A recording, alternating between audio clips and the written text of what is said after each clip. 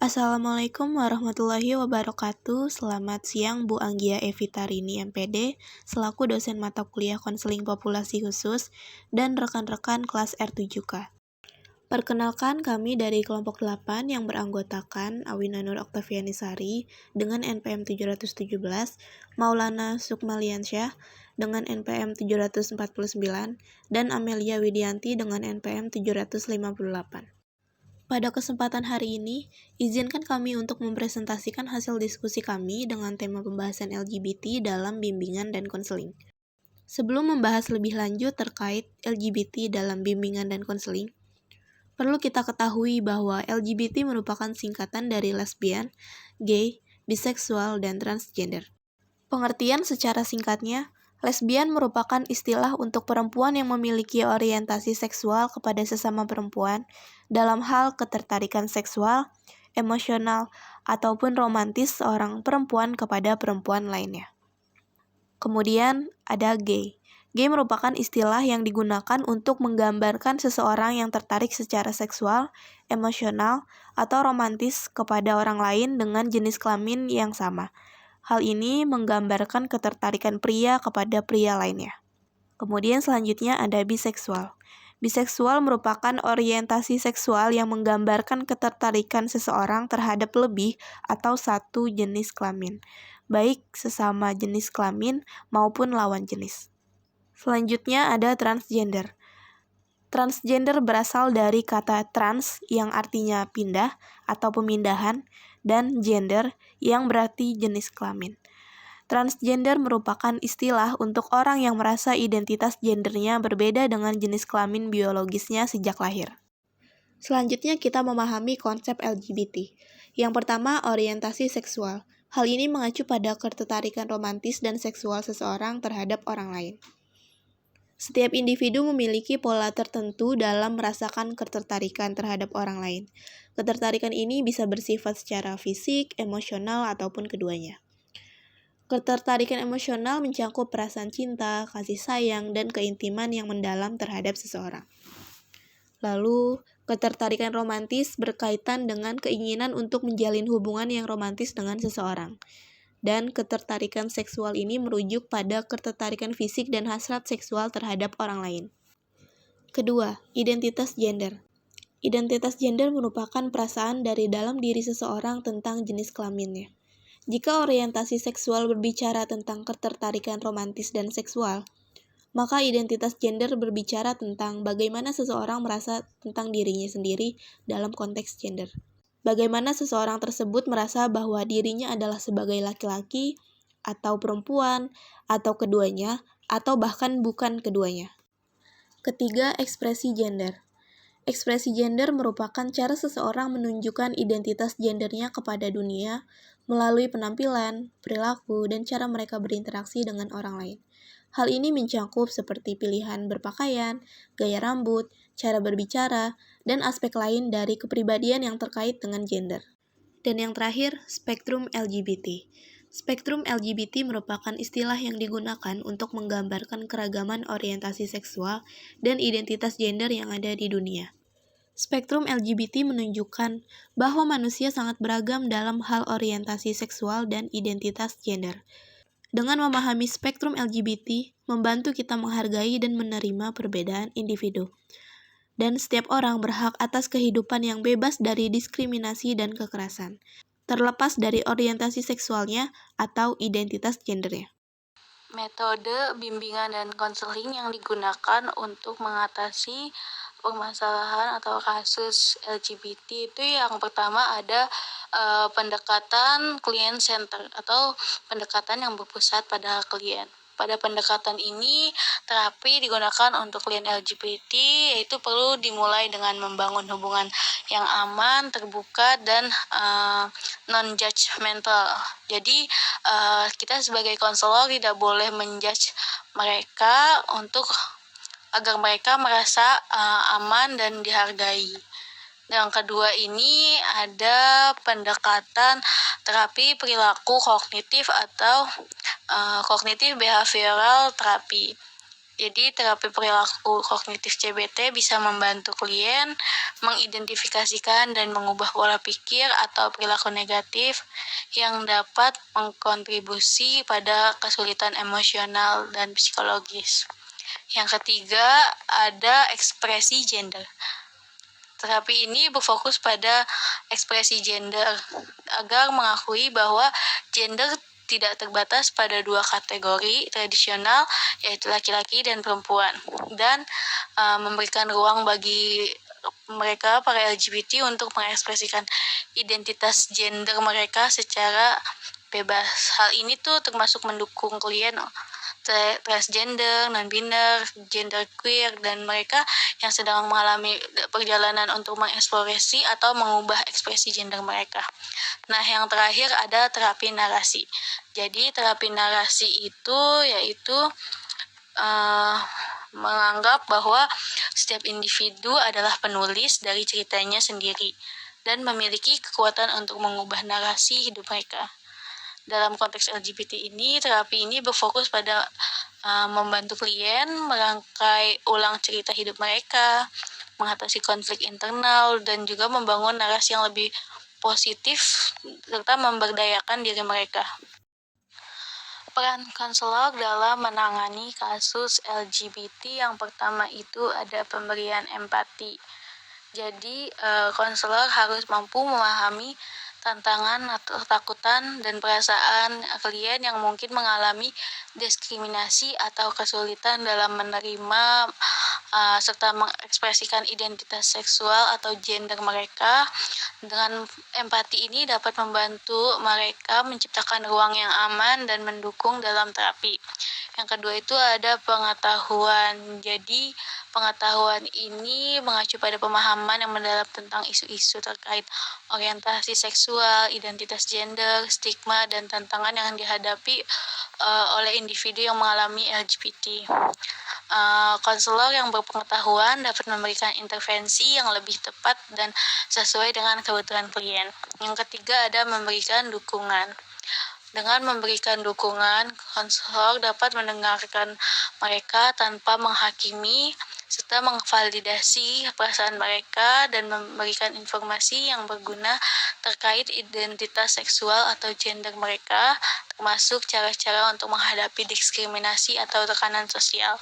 Yang keempat ada advokasi, yaitu konselor berperan aktif dalam memperjuangkan hak-hak klien LGBT, baik dalam konteks pribadi, misalnya hak untuk diterima, maupun konteks sosial, yaitu mengurangi diskriminasi atau mendukung kebijakan inklusif di masyarakat. Yang kelima ada diskriminasi, yaitu jadi itu ke individu LGBT sering mengalami diskriminasi di berbagai aspek kehidupan, termasuk dalam keluarga, pekerjaan, dan masyarakat. Jadi dalam diskriminasi ini, konselor dapat berperan dalam membantu klien mengatasi dampak negatif diskriminasi dan memperkuat rasa harga diri mereka. Yang keenam ada homofobia yang terinternalisasi. Jadi, internalisasi ini yaitu perasaan takut, benci, atau negatif terhadap orientasi seksual diri yang muncul akibat pengaruh sosial, budaya, atau agama yang menganggap orientasi seksual non-heteroseksual sebagai sesuatu yang salah atau memalukan. Jadi, dalam hal ini, konselor harus membantu klien mengidentifikasikan dan mengatasi perasaan ini untuk mengembangkan penerimaan diri yang lebih sehat. Yang ketujuh ada kurangnya sumber daya. Jadi, pada peran ini, konselor dapat berperan membantu klien menemukan sumber daya yang tersedia seperti kelompok pendukung, layanan kesehatan yang afirmatif bagi LGBT, atau organisasi yang berfokus pada hak-hak LGBT. Yang terakhir ada penolakan keluarga. Jadi, penolakan keluarga ini sering menjadi sumber stres yang berat bagi klien LGBT dan dapat memperburuk kesehatan mental mereka.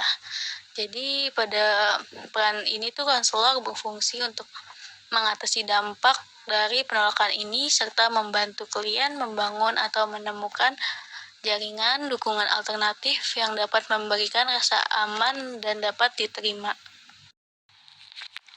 Strategi pemberian dukungan psikologis. validasi dan penerimaan, mengakui dan menegaskan identitas klien. Lalu ada membangun harga diri, yaitu mendorong persepsi diri dan harga diri yang positif. Lalu membangun keterampilan klien dengan cara mengembangkan mekanisme coping dan strategi pemecahan masalah. Lalu menghubungkan ke sumber daya, yaitu dengan rujukan ke organisasi LGBT+, dan kelompok pendukung yang lainnya. Implikasi etis dan hukum. Pertama ada kerahasiaan, yaitu melindungi privasi informasi klien. Yang kedua ada persetujuan yang diinformasikan, yaitu memperoleh izin klien untuk berobat. Yang ketiga kompetensi budaya, yaitu peka terhadap kebutuhan unik klien LGBT. Yang keempat ada kepatuhan hukum, yaitu mengikuti peraturan perundang-undangan mengenai hak-hak LGBT. Kesimpulan dan rekomendasinya adalah memberikan bimbingan dan konseling kepada individu LGBT memerlukan pemahaman mendalam tentang kebutuhan dan tantangan spesifik mereka. Penting untuk memprioritaskan empati, pengetahuan, dan praktik yang kompeten secara budaya. Sekian presentasi dari kami. Selanjutnya ada video wawancara dengan salah satu orang dalam komunitas LGBT. Silakan disimak videonya berikut ini. Wabarakatuh. Waalaikumsalam warahmatullahi wabarakatuh. Selamat siang kakak, mau dipanggil kakak atau mas? Boleh kakak? Perkenalkan kak, kami dari mahasiswa Unida, dari Prodi BK semester 7. Minta izin ya kak untuk mewawancarai kakak terkait materi kami yaitu LGBT. Sebelumnya, jika ada hal-hal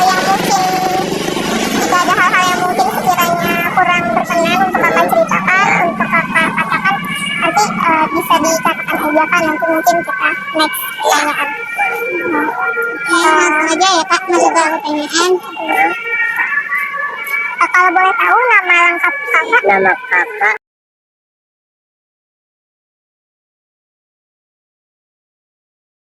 Kalau boleh tahu usianya berapa? usianya mungkin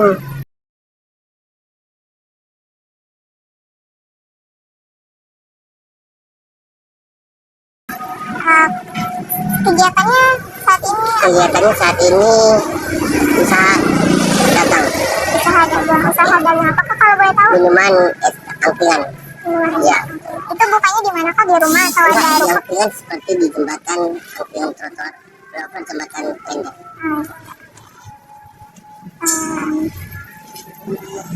Saya dengar katanya ya kak dulu mungkin termasuk salah satu komunitas LGBT ya kak? Iya. Kira-kira dulu kakak dalam LGBT ini masuknya kategori apa ya kak? Mungkin transgender atau gay atau Bisa dibilang G. Bisa dibilang G. Ya.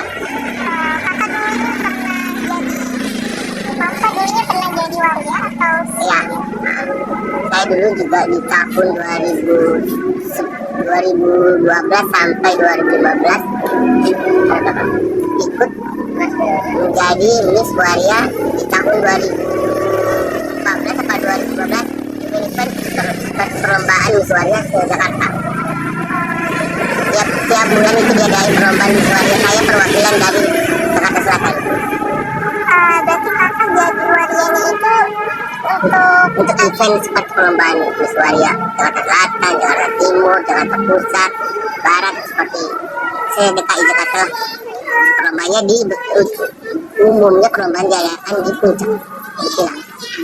kalau untuk pekerjaan seperti yang kita tahu kan bahwa waria ini mungkin kebanyakan maaf ya kak, main dia.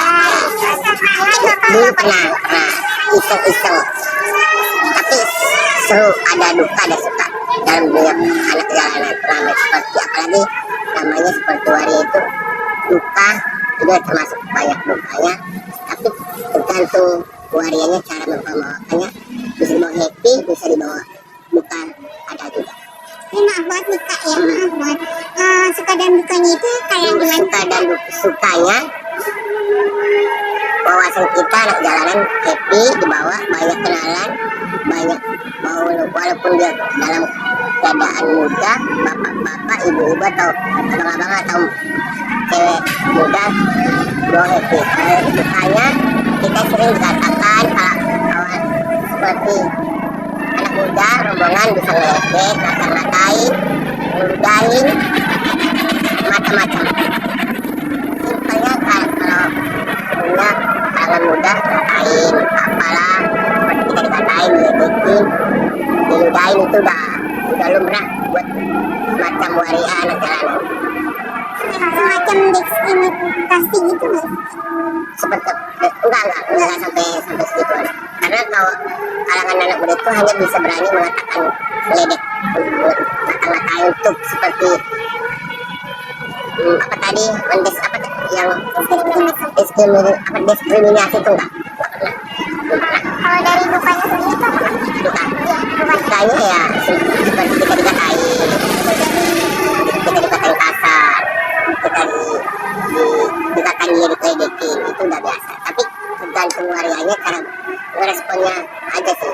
Kalau kita respon bocah-bocah anak SMA, SMP yang sering ledekin waria seperti saya, pribadi buat saya nggak akan respon, karena cuma direspon kalau kita respon yang bocah-bocah ngeledek yang ngatain gitu, yang kita akan bawa emosi berantem. Lebih baik kita nggak usah respon, kita jalan aja.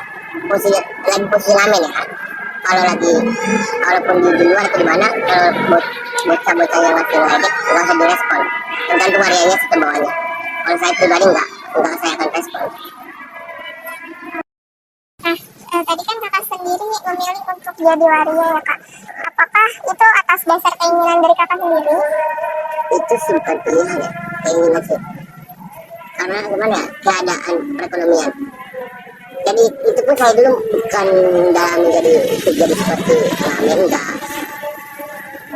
Tapi pas saat teman pulang, pas dalam penghitungan pembagian hasilnya tuh saya lihat asik, enak. Itu penghasilannya dulu di tahun 2010 sampai sebelum COVID, penghasilan itu jalan berempat, masih menghasilkan bersihnya itu masih dapat 280, itu udah bersih, udah potong pengeluaran sini oleh ini, bersih itu 280 per orang di hari biasa. Beda di hari Minggu ya, weekend ya. Kalau weekend itu masih dapat bukan dapat, itu wajib 300 per orang bersihnya di kalau weekend ya, di tahun sebelum COVID ke bawah. Sekarang ya semenjak dari COVID ke sini udah pada mencar sih beberapa orang. Kalau saya paling ikut tabung, saya nyamperin, ya dapat aja, udah nggak seperti kayak dulu lagi mencari. Kalau dulu enak ngamen deh, kalau sekarang paling berdua udah berkurang, nggak kayak dulu jauh banget perbedaan pendapatan dulu sama sekarang. Berarti dulu itu jadi warianya lebih ke untuk ikut kontes aja gitu, ya. Pilih daripada mengamen yang lebih sedikit mengamennya itu. Iya, ikut ya, enakan ikut saya kan juga tuh ada grup. Saya ada grup, makanya perwakilan dari grup saya dimasukin ikut event lomba lip sync. Jadi kakak masuk ke sebuah komunitas ya? Ya, saya ada komunitas gay. Saya bukan untuk waria ya, bilang itu gay itu kan bermacam-macam. Ada gay termasuk gay manly for T, manly for B. For B itu seperti saya ikut for B, tapi saya ikut untuk perlombaan Miss Waria gitu ya, lip sync gitu seperti itu. Boleh tahu tempatnya di mana ya kak? Sekitar mana? Kalau untuk tempatnya itu diadain perlombaan itu bukan di Jakarta, di Puncak. Ada juga di situ, kalian tuh diadain bagian seperti di karaokean Charlie, di Inul, Kalibata, atau di pokoknya khusus karaokean di Jakarta. Kalau bagian budget yang nggak mencukupi ke Puncak, kita ngadain di karaokean di sekitar Jakarta aja. Berarti itu nanti yang jadi perwakilannya misal perwakilan Jakarta Timur, Jakarta Barat. Jakarta Timur juga untuk saya pribadi Jakarta Timur, dari grup saya BJP nama grup saya. Jakarta Timur itu kan ada grup 1, grup 2 itu diadain lagi lomba. Gitu. Tapi perwakilan saya dari Jakarta Timur, grup saya BJP. Nama grup saya BJP, Jembatan Tim Indah. Kalau misal per kota gitu, ini dari Jakarta, dari Bogor. Oh, belum ada. Oh, belum ada. Terus tadi kita balik lagi ke yang pekerjaannya. Itu kan tadi kata kakak di weekend itu ada minimal 300 ya, harus dapat 300 ya. Wajib. Itu apakah disetor terus disetor? Enggak ada setoran. Karena paling kita setorannya bukan setoran buat ke bos, nggak hanya pembayaran setoran. Kalau dulu kan salon aktif itu masih seperti aset, itu masih punya orang, jadi hanya setoran bayar tip doang, hanya 25.000 setoran, gocengnya buat bayar aki, nambah aki gitu. Udah itu doang, paling 30, selebihnya kelar, udah bersih penghitungan pengeluaran, baru dibagi hasil. Itu ngamen-ngamen apa karaoke? Ngamen karaoke.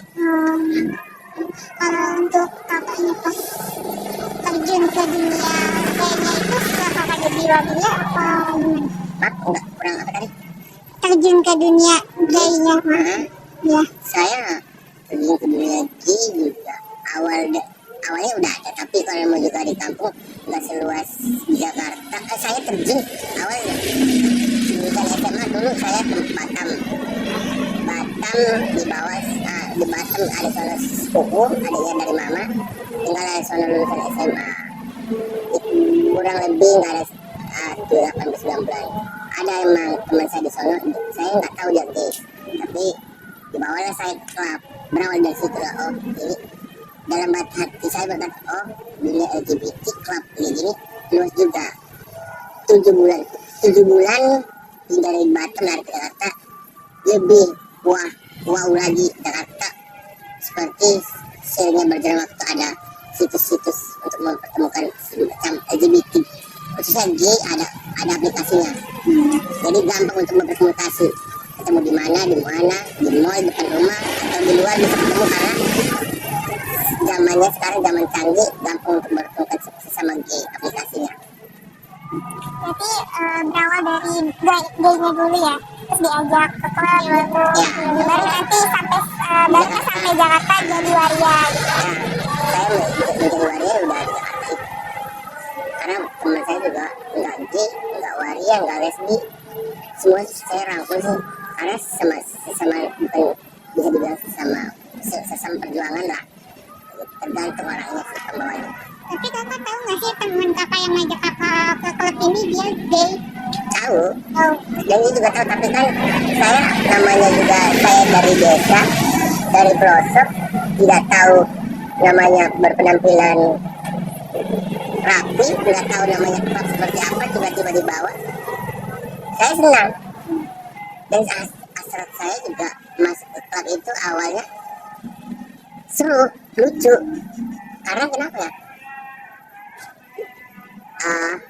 Di hari biasa masuk klub itu gogo dance cowok-cowok baru pernah hari baru berpakaian celana bikini doang, jadi dance dia di panggung, kita sebagai penonton, kalau kita hasilnya suka mengasih saweran, kita masukin ke celana bikini gogonya. Betul, itu di hari biasa ya.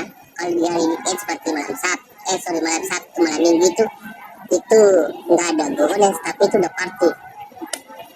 Seperti ya, kalau kita kenal atau nggak, bersih atau nggak, jadi itu namanya juga klub. Udah lampunya remah-remah ya, kita say party, hanya buka baju, kalau joget-joget aja, have fun ya gitu. Jadi kakaknya dijebak apa kakak nggak mau? Nggak ada penjebakan. Kakaknya mau asal bukan nggak mau ya. Saya juga nggak bisa dipungkiri, saya termasuk bisa dibilang bahwa saya udah dari kecil aja juga saya udah berbau ke sama enggak laki sama perempuan, tapi udah ketahuan lah hasrat saya seperti gay. Kalau dari kecil udah kelihatan. Jadi sudah menyadari dari kecil ya, bahwa ada ketertarikan dengan kelainan saya, dari berkelainan kok saya melihat cowok yang manis atau yang tidak berpakaian itu hasrat saya ada kayak gitu. Nah, kalau dari lingkungan kakak sendiri bagaimana kak? Apakah menerima atau kakak? Alhamdulillah, selama saya menjadi gay, khususnya saya tinggal di sini di Kampung Sumur, RT 1 RW 9, Saya di sini aja udah 9 tahun. Saya termasuk dari ujung ke ujung, dari RT 1 sampai RT kemana, saya terkenal di sini. Tapi nama saya macam-macam. Saya nggak memberi, dari dulu saya tidak mau memberikan nama asli. Paling seperti gaya teman Mbak yang mengajukan cari ke sini, namanya saya nggak kenal dia, nggak tahu orang tapi nggak tahu nama. Dipanggil saya Oma, ada Inces, ada Laura. Itu jadi nama samaran saya kan, nama samaran lah. Tapi di sini umumnya ada yang manggil saya Kak Inces lah, Oma. Itu terkenal saya di sini dari dulu sampai sekarang. Dari keluarga sendiri gimana Pak? Apakah tahu atau ditutup? Alhamdulillah belum, jangan sampai. Dan saya juga alhamdulillah sih bisa memilihkan tempat di mana saya untuk meluaskan hasrat saya sebagai LGBT, di mana saya untuk menutupin aib saya bahwa saya adalah sebagai LGBT. Belum pernah sih, jangan sampai keluarga saya tahu bahwa saya LGBT. Berarti cukup diri sendiri Ya. dan orang-orang di luar aja ya Kak. Nah, kan kakaknya gay ya Kak, suka sama sesama jenis. Biasanya kan punya pacar nih Kak. Ya. Apakah kakak sekarang punya pacar atau pernah punya pacar? Dulu itu pun aku tiap manusia punya karakter masing-masing, ego, sifat, watak. Saya mah orangnya bukan, iya kita nggak bisa pungkiri ya, saya pribadi kayak ngeliat teman saya pacarnya 6 tahun lah, lebih dari 6 tahun lah, kiri saya pasti ada. Oh senang ya punya teman satu rumah, pacar BF. Kalau kita di gay, LGBT namanya, kalau untuk gay namanya BF ya, ada BF teman bobo atau canda tawa. Tapi saya nggak bisa, hanya sehari 2 hari aja teman cowok tidur samping saya, pasangan saya gitu, udah easy. Dulu ya kurangnya, sekarang saya pengen tidur bebas luas, bukan saya pengen seks saya bebas sana sini, nggak hanya senang aja, tapi lebih baik mereka sendiri dibanding punya pacar pribadi ya. Buat aku nggak suka punya pacar, tapi suka pacar tapi jangan bareng tinggal, risih aku orangnya risih. Jadi menjalani hubungan LDR gitu. Berarti nggak untuk tinggal bersama. nggak bisa, akunya nggak nyaman. Bukan kita pengen sana sini cari pacar, nggak tahu ya, karakter aku orang yang nggak suka ada orang paling khususnya pasangan satu tinggal, bareng tinggal nggak suka. Yang aku takutin banyak aturan, nggak boleh kesana sini lah, lah, itu yang aku jaga. Aku orangnya juga egonya kasar sih, nggak suka pacaran. Belum pernah aku rasakan pacaran bertahun-tahun seperti teman saya. Paling lama itu seminggu putus, karena saya gay juga ini bukan gay, pacarnya ini enggak. Gue lihat dulu nih yang berumuran mencari duit, aku orangnya mencari duit, aku bayaran, aku gay bayaran, nggak mau.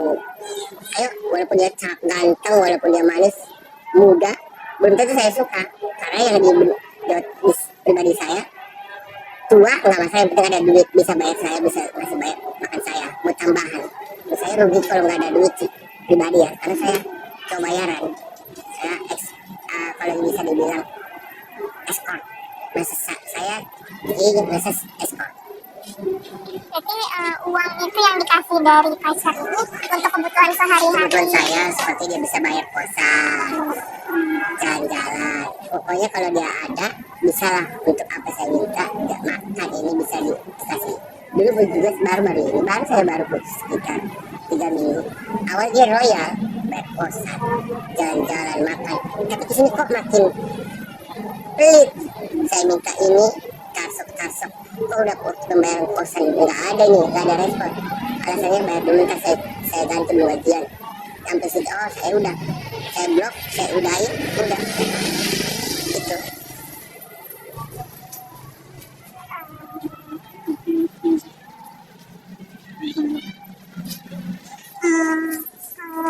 Untuk keluar dari zona kayak gini kakak ada niatan untuk keluar nggak sih kak? Apa masih nyaman dengan dunia seperti ini? Saya nggak bisa jawab ya. Oh nggak bisa jawab, ya udah nggak apa-apa kak. Bukan gitu maksudnya, bukan nggak bisa jawab apa. Kalau saya bilang pengen keluar, tapi berarti masih begini, mudah-mudahan kalau memang ada mukjizat, saya juga pengen sih nikah.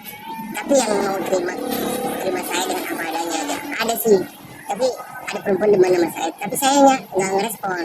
Karena kenapa? Umur satu, yang kedua saya kenal dia kenal saya. Jadi untuk rasa saya itu udah nggak ada, mending jadi sahabat. dia juga lesbi. Udah ngerasa insecure nggak sih Kak? Insecure ada, tapi gimana ya, kalau udah tahu satu karakter satu sama lain, dia lesbi, saya gay, ya udah biasa aja. Tapi tetap ya kita coba-coba, tetap nggak ada Feelnya. nggak ada feel, nggak cocok. Lebih baik jadi teman sahabat. Kak, maaf banget, mungkin ini satu pertanyaan yang sensitif banget gitu. Tapi Kakak pernah nggak ada keinginan untuk melakukan hubungan seks dengan sesama jenis? Atau mungkin kayak, oh enggak, mau pacaran aja gitu, tapi nggak mau sampai hubungan seks gitu Kak? Sama jenis. Ya, misal sama pacar cowoknya gitu. Ada keinginan ingin untuk melakukan hubungan seks gitu mungkin. Dulu gitu mah, kalau udah namanya saya BO itu udah wajib Hubungan seks, berhubungan intim. Dan karena dia bayar kita. Jadi apalagi saya tamunya tergantung tamunya ya. Kadang tamu itu minta, mau dong meses body, bukan meses body mulut ya. Kalau untuk dia itu dia, kalau dibilang meses itu bukan untuk seperti menjigar ujung rambut atau ujung, enggak. Meses itu hanya membasahkan badan pakai body, kita jadi seperti 69 lah, gesek-gesek 69. Ada permintaan begitu, tergantung harga. Ada permintaan begitu, ada permintaan 69, ada hubungan intim, ada tergantung tamunya sih. Pacar juga, kalau namanya pacar nggak mungkin nggak berhubungan intim, tapi hanya bedanya kalau udah pacar nggak seperti seks tiap malam tiap hari, enggak, hanya butuh kenyamanan aja sih. Kalau udah namanya pacaran beda, pacaran beda. BO, kalau BO permintaan tamu pasti kita kasih itu servis biar dia puas dan mau besok lagi jadi pelanggan kayak gitu. Jadi makanya menerima BO juga atau enggak? Menerima sampai sekarang masih menerima. Berarti keinginan seks sama wanitanya udah berkurang Kak, apa gimana? Nggak terbayang sih ya. Dulu juga ada SMA pernah ngerasain. Liku saya mah dibilang duka nggak, gue nggak pernah mau merasakan duka, walaupun ada tapi tetap saya mau happy karena saya berpikir umur selamanya nggak begini, berjalannya umur tahun ke tahun akan berkurang hasrat sehat. Tapi saya untuk dulu merasakan perempuan dua, zaman saya masih di Batam pernah ngerasain BO, saya BO wanita di Jakarta saya, itu pun saya mabok dikasih teman saya wadon cewek-cewek BO. Saya nggak tahu, yang penting saya puas, saya keluar hasrat saya udah plong, dia juga plong, tapi saya nggak tahu dia perempuan, saya nggak tahu dia laki-laki karena saya udah berposisi saya mabok. Nggak sadar. Ini udah dalam sadar nggak sadar ya. Yang penting orang umumnya udah mabuk itu makin tinggi makin kencang seksnya. Udah gitu saya nggak, kalau dari sekarang udah nggak pernah ngerasain seks sama wanita ya. Kalau dulu 2000 pokoknya 2000 ke bawah, 2015 ke bawah pernah sekali 2 kali pernah. Sekarang udah nggak pernah.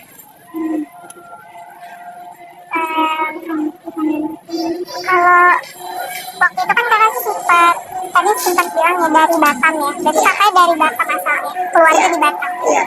Lalu pindah ke sini. Ke sini atas dasar apa ke atas? Di sini karena saya di sini kan ada saudara kandung ya. Hidup di Batam hanya liburan ke rumah adiknya nyokap. Dari Jakarta kerja di mall, di salon, macam-macam sih. Saya mah apa aja yang penting bisa menghasilkan duit. Kerja di catering pernah, ngamen pernah, apalagi ikut dagang baju di PRJ, di BKT, banyak.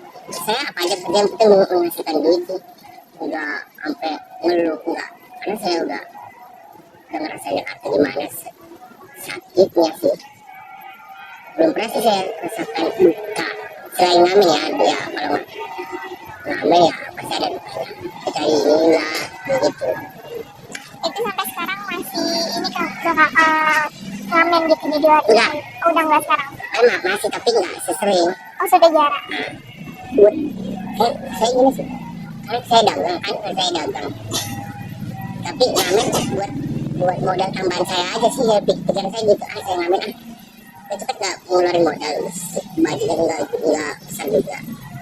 Saya putar-putar modal ngamen saya itu, hasilnya saya tambahin buat usaha dagangan saya gitu sih. Paling ngamen seminggu bisa 2 kali 3 kali, studinya datang. Nggak ada sih yang tahu saya, karena saya kalau udah ngamen berubah berpenampilan 100% lah berubah. Kalau ngamen tuh biasanya sekarang sendiri atau berbiasa? Sekarang sendiri, karena menghasilkan buat saya, kita nggak terganggu waktu, kita kalau mau pulang pasti suka kita, hasilnya juga lumayan. Soalnya udah beda pendapatan sekarang sama zaman dulu. Ngamennya itu misal naik angkot dari jurusan ke sini ke sana gitu, atau gimana? Ngamennya itu kalau kita kampung ke kampung, ke perkampungan ya. Karena kalau kita ngambil pinggiran jalan raya itu risikonya besar. Seperti itu ada kita nggak fokus ngamen, takut ketangkap satpol pp.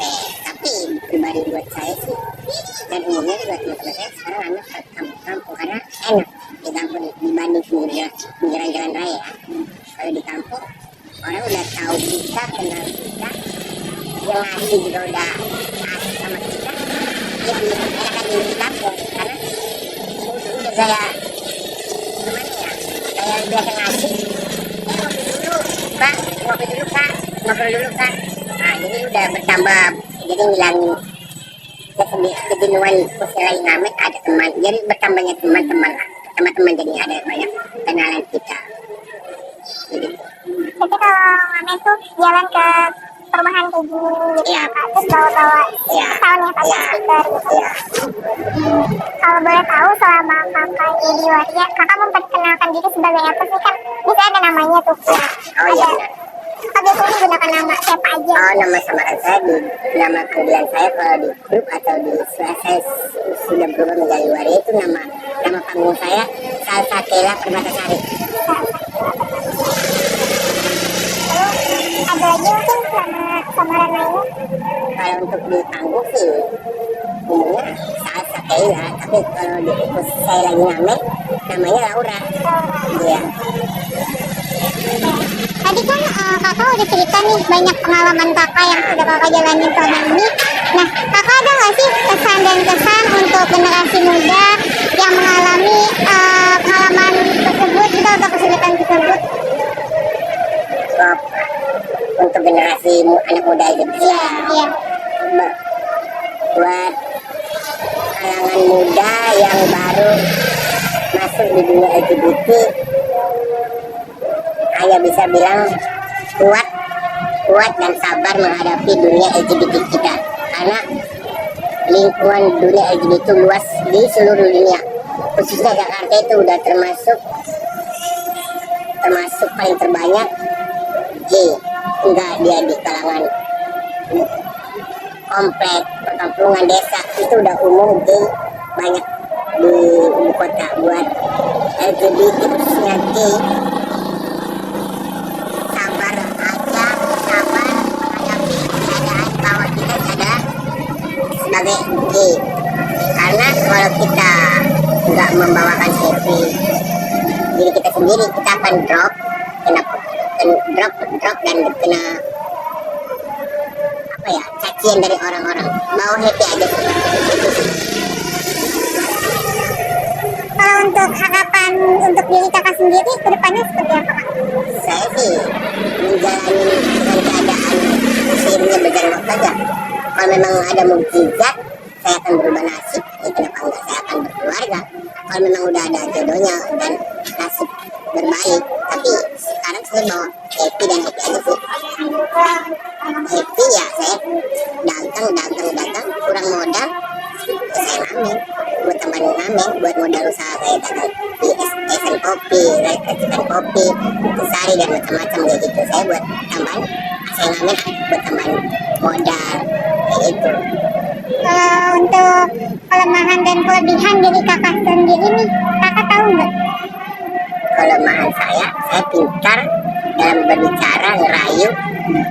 Posisinya apa, posisi saya ngamen, saya ngerayu ibu-ibu, kalau ngeraih kadang mas-mas yang kita bisa kita lihat nih, oh dia belok nih, walaupun dia munafik, laki itu munafik gengsi dalam keadaan di daerah dia ya, saya tahu nih dia belok nih, dia LGBT, tapi dia nutupi batin dia tutup sekarang, oh dia belok tapi wajar menutupin jati diri dia sendiri, baru ya itu kali udah mungkin itu.